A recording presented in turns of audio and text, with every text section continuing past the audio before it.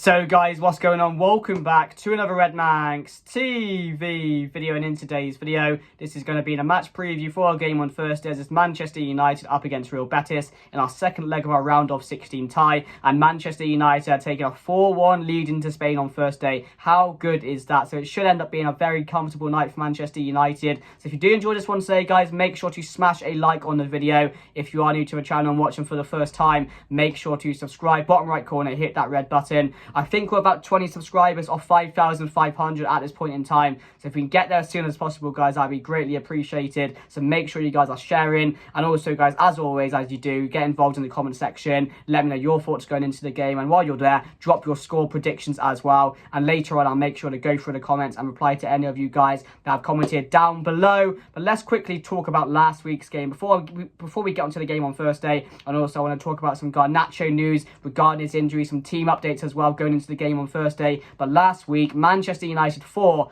Betis 1. How impressive was that second half by Manchester United? Of course, we just dispatched Betis in that second half when the first half was not looking so good. But what a result that was, to take a 4-1 lead into Spain against Real Betis. So I'll tell you this, they're not a bad side. They do play some good football. They're really good at home this season. They're unbeaten their last 5 as well. So they're not a bad side. So to do that against them in that second half was really, really impressive. And of course, my reaction for that game was in the reaction video. So make sure to go and check out that. But yeah, I'm really happy with that because that basically puts Manchester United in the quarter-final of this year's Europa League. And I always saw this competition as our best chance of getting into the Champions League next year. But now we're cruising in top 4, but now we're in a good position in top 4.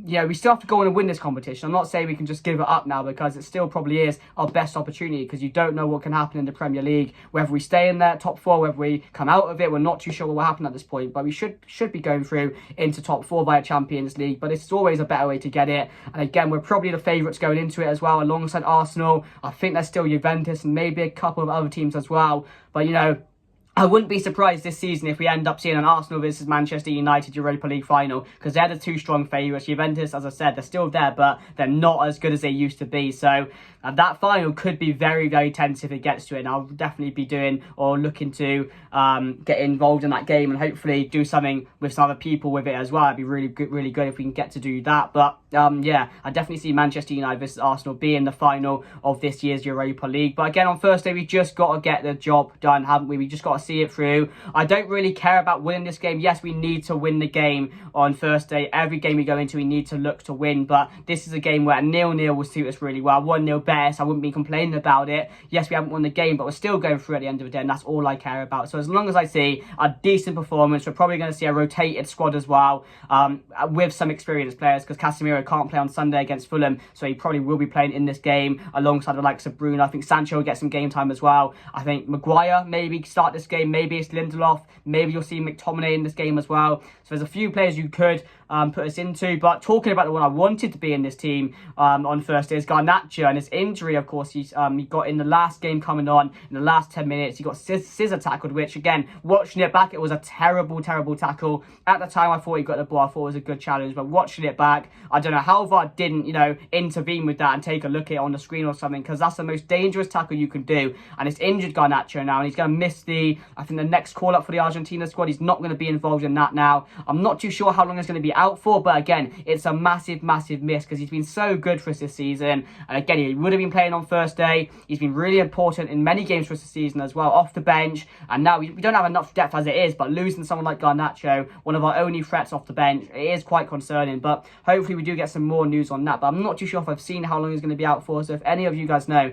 make sure to let me know in the comments. But the question going into this game, and for me, the one player I want to stand out is PELLISTRI. I want PELLISTRI to start this game because I think he's deserved it. Every time he's come off the bench so far, he's been really, really good. He's had an impact in the game. He's made a difference. So we need to see him on Thursday as well. And there's no better opportunity to play and give 90 minutes to a guy like PELLISTRI. I don't think 90 minutes will happen, but I want him to start the game. But talking about that, let's get into my lineup. So I'm going to go David De Gea in there. I'm going to go Luke Shaw, Malacia left back. And I'm going to go Lindelof alongside Martinez with Dallo at the right back, because I do think Wan-Bissaka should save him for Sunday against Fulham. But in the middle, I'm going to go Casemiro alongside Sabitzer. We have heard Sabitzer is back as well, alongside Lindelof, who's back in the squad.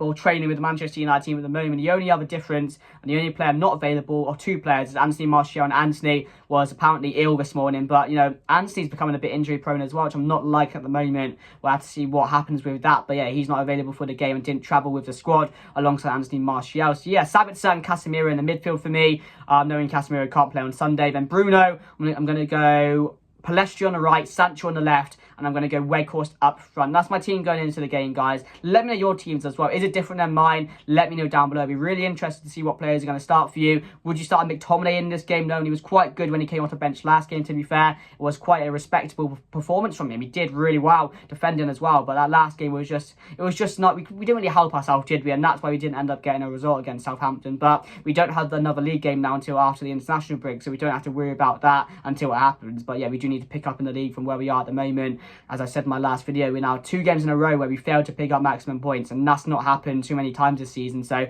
yeah, it is a bit concerning, but I'm not going to take too much from Sunday considering the circumstances.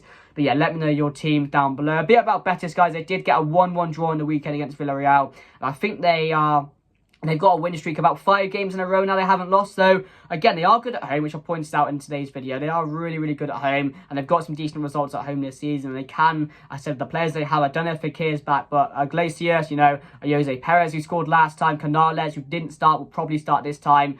Wanmi as well. They do have dangerous players in that team. William Carvalho is definitely a player I would have taken at Manchester United a few years ago, because I do actually rate him as a player. So they do have threats, but again, as I've said, the scoreline's there. We're taking a 4-1 lead into that game, so we shouldn't be worrying about their team and what threats. We just got to do our job. Yes, we can soak up a lot of pressure. Yes, we can lose this game 1-0, you know, something like that, 2-1, I'll take it at the end of the day. But it's just about putting in a professional performance. We don't travel well to Spain, to Spanish teams, do we? So that's a bit of a concern, but they shouldn't be able to score 3 goals without us replying on the day, should we? So, and I've been really confident with our defence this season. Martinez, if he's playing, I do reckon we can hold out for a 0-0. But again, it's just if he does play Lindelof, do you question the fitness? Do you question if he's ready? Would you go with Maguire? Something like that. We just got to be cautious of that. But yeah, definitely rotate the squad a bit, but also play the experienced players as well. So my score prediction going into the game, I'm going to go a 1-1. I'm going to say 1-1. I do think Betis will score on the day, because I do think it will mount up, will soak up the pressure, but then they will get that goal and, you know, we'll get back in the game because we need to respond. But Erik ten Hag will know what to do on Thursday. He'll know what team to put out, and he'll know how to get the job done in these type of games where previously we've had mistakes. We had slip-ups in these type of games where you have leads and we don't see a game through. So, yeah, I'm going to go 1-1. I'm going to say Sancho to score, and I'm going to say Canales for Betis if he does play. But if not, Jose Perez will probably score a goal, or Borja Iglesias will probably play as well when he didn't play last time. So yeah, I'm going to go 1-0, guys. Let me know your thoughts down below. Final thoughts going into the game. As I said, we just need to see this one through. I'm not concerned if we end up drawing this game 0-0 or losing the game 1-0. As long as we're through to the quarterfinals, and I'm going to be really, really happy. But I don't want to see a performance where, you know, the players don't put in 100%, because I still want to see the work rate there. I still want to see the intensity, but I just want us to play well in that game, and just, if we can see out 0-0, I'll be very happy with that if we don't concede, because that's a bonus as well. So yeah, I'm going to go, as I've said, I'm going to go 1-0 to Manchester United, guys. But let me know your thoughts down below going into the game. Are you confident? Let me know your score predictions as well. But make sure, guys, to subscribe down below, as I've said. Share the video, smash a like as well. But that's me done, guys, and I'll see you guys later. Cool. Goodbye.